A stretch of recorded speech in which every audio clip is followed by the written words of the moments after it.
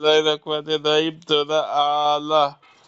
দাদিলে দাবাকে সাথে তোরা পর দাদিলাইতে তাবিবে তোরা এটি অষ্টম তোরা এর আগে তোরা তাকবীর ও পরে তোরা ব্রাইদ দাদিল হইতে বর্তমানে কোরআনবাদীতে বিদ্যা তনুদাহি এটি তাতাতিরাক তোরা এর আগে তোরা তারিখ ও পরে তোরা গাছিয়া বাক্কি দুকে দিকে দাদিল আয়তুনি তোরা ডাক্তাতি এ বাক্কি নামের অর্থ আলা মানে মহান বা সমুন্নত তোরা এক জায়গায়তে মহান নামের নামে পবিত্রতা ঘোষণা করে তো সেখান থেকেই তোরা নাম হয়েছে তোরা আল্লাহ বেদাতি বা রাসূলে সাল্লাল্লাহু তাআলার উপর আল্লাহ অনুগ্রহ দুই সফল হওয়ার টিপস তিন ব্যর্থতার কারণ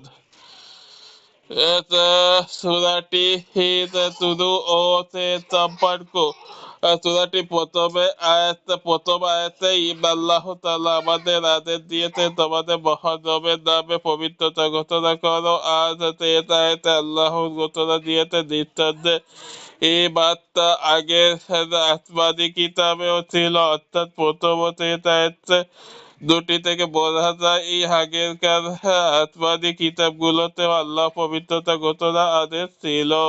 সূরা শুরু হতে সম্পর্ক এ সূরার আগে সূরা হলো সূরা তারিখ যেখানে কাফিরদের ব্যাপারে রাসূলকে তাড়াহুড়ো করতে বারণ করা হয়েছে আর সূরা আল্লাহকে বলা হয়েছে ইবাদি দিয়ে তোমার মহান রবের নামে পবিত্রতা ঘোষণা করো আল্লাহর পবিত্রতা ঘোষণা আদেশই যেন কাফিরদের ব্যাপারে তাড়াহুড়ো না করে ছাড় দেওয়া বিষয়টি ফুটিয়ে চলে তাদের হই না দিলে তুরুর দিকটার কথা ইব্রাহিম আল্লাহ তাআলা নবীজিকে হই শোনাতেন না হতে নবীটি দ্রুত পড়ার চেষ্টা করতে তাতে তাতে না পড়লে ভুলে যেতে পারে এরকম একটা ভয় ছিল নবীজির মনে।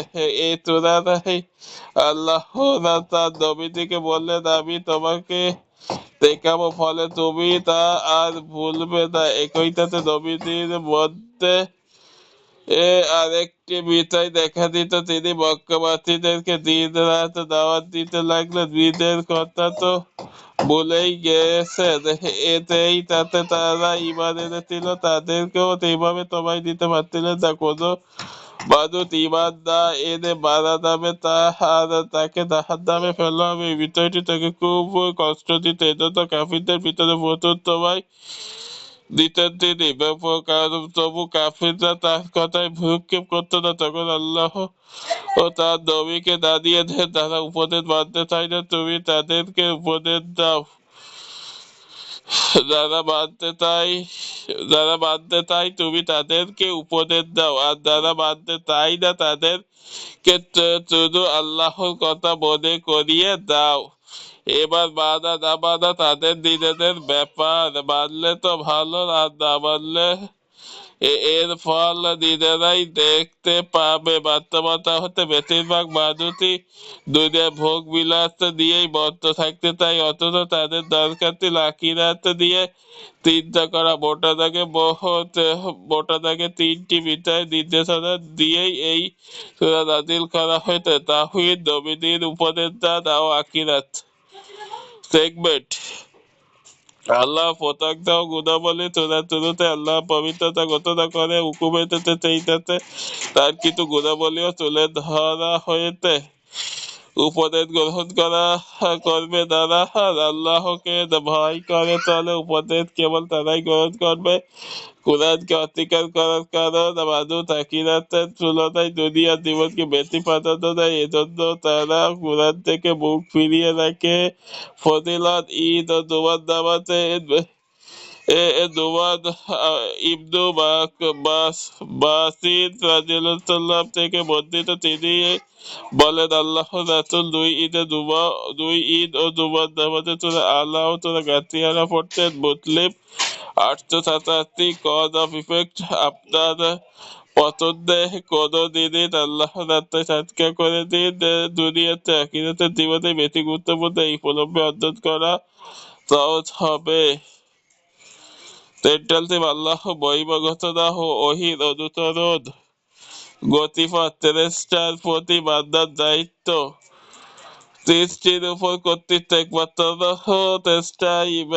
তাই মানুষের উচিত যথাযথ ভাবে আল্লাহ পবিত্রতা ঘোষণা করা, তার আদেশ মেনে চলা। ওহির ভূমিকা ওই মানুষের সঠিক পথ দেখায়, আর এই ওহি আসে একমাত্র আল্লাহর কাছ থেকে। এই দৃঢ়ভাবে এই ওহিকে আঁকড়ে ধরতে হবে। তিন পরকালের কথা স্মরণ করানো, আর রাসূল সাল্লাল্লাহু আলাইহি ওয়াসাল্লাম ও মুমিনদেরকে আল্লাহ আদেশ করেছে তারা যেন একে অন্যকে পরকালের কথা স্মরণ করিয়ে দেয়। তাই ওহির লেগাসি বা পরস্পরা, রাসূল সাল্লাল্লাহু আলাইহি ওয়াসাল্লাম আল্লাহর পক্ষ থেকে বার্তা দিয়ে এসেছেন। এই বার্তা ইব্রাহিম ও মুসা আলাইহিস সালামের উপর নাযিল হওয়া কিতাবেরও ছিল, অর্থাৎ আল্লাহর মৌলিক বিধানগুলো সব যুগের অপরিবর্তিত ছিল। ওভারভিউ: মানুষকে মহান রবের নামে পবিত্রতা ও ঘোষণা করার আদেশ দেওয়া হলো। 1 থেকে 5, 6 থেকে 9। গোপন ও প্রকাশিত ও আল্লাহ সবই জানেন। আল্লাহ বিনু বান্দাদের গুণ হলো তারা মানুষকে আল্লাহর কথা স্মরণ করিয়ে দেয়। 10 থেকে 13, যে আল্লাহকে ভয় করে সে উপদেশ গ্রহণ করবে, আর যারা হতভাগা তারা এর থেকে দূরে থাকবে। অবর্বিতে 14 থেকে 15, যারা আল্লাহ আদেশ দিয়েছেন তারা রাখে এবং সেই অনুযায়ী জীবন চালায় তারাই সফল। 16 থেকে 19, আখিরাতের জীবন চিরস্থায়ী, তাই একে অধিক গুরুত্ব দেওয়া উচিত। পৃথিবীতে আসা সমস্ত নবী রাসূলের দিন ছিল এক, ইসলাম। কেইটম স্টাডি: আমি তোমার জন্য সহজ করে দেব। সূরার 8 আয়াত থেকে বোঝা যায় আল্লাহ সুবহানাহু ওয়া তাআলা আমাদের জন্য দ্বীন ও শরিয়ত অনেক সহজ করে দিয়েছেন। নবীদের জন্য যে প্রতিশ্রুতি দিয়েছিলেন তা শুধু নবীদের মধ্যে সীমাবদ্ধ রাখেননি, বরং তার উম্মাহকেও তা দান করেছেন। নবীদেরকে আল্লাহ তাআলা যা কিছু দিয়েছেন তার মধ্যে সবচেয়ে বড় হলো শরিয়া বা ইসলামী জীবন ব্যবস্থা। তাই এই সহজ দিন পেয়েও আমরা যেন অবহেলা না করি, শয়তানের ধোঁকায় পড়ে যেন নিজেদেরকে ধ্বংসের দিকে ঠেলে না দেই, কারণ আল্লাহর দেওয়া জীবন ব্যবস্থা ছেড়ে দিলে আমাদের এর পতন অনিবার্য হয়ে উঠবে। রিফ্লেকশন: এছাড়া 14 ও 15 আয়াত দুটি পর্যবেক্ষণ করুন। সেই সফল যে নিজেকে পরিশুদ্ধি করে, নিজের রবের নাম স্মরণ রাখে আর নামাজ পড়ে। এখানে তাজকিয়া বা অন্তরে পরিশুদ্ধিকে জিকির ও নামাজের আগে উল্লেখ করা হয়েছে।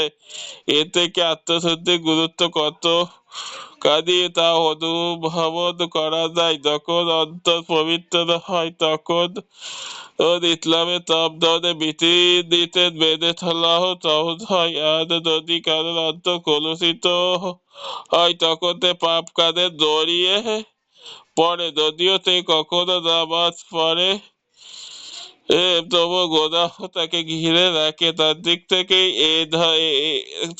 থেকে এ থেকে বোঝা যায় অন্তরে পরিশুদ্ধি না এলে সত্যিকার অর্থে মুমিন হওয়া যায় না। তবে অন্তর পরিশুদ্ধি অজুহাতে বাকি সব আমল বুলিয়ে রাখা যাবে না, বরং নিত্যকার আমলগুলো চালিয়ে যেতে হবে। ফরজ ইবাদত তো কোনোভাবেই ছাড়া যাবে না, আর এর পাশাপাশি অন্তর পরিশুদ্ধির কাজও অব্যাহত রাখতে হবে। এতে করে একজন মুসলিম সত্যিকার অর্থে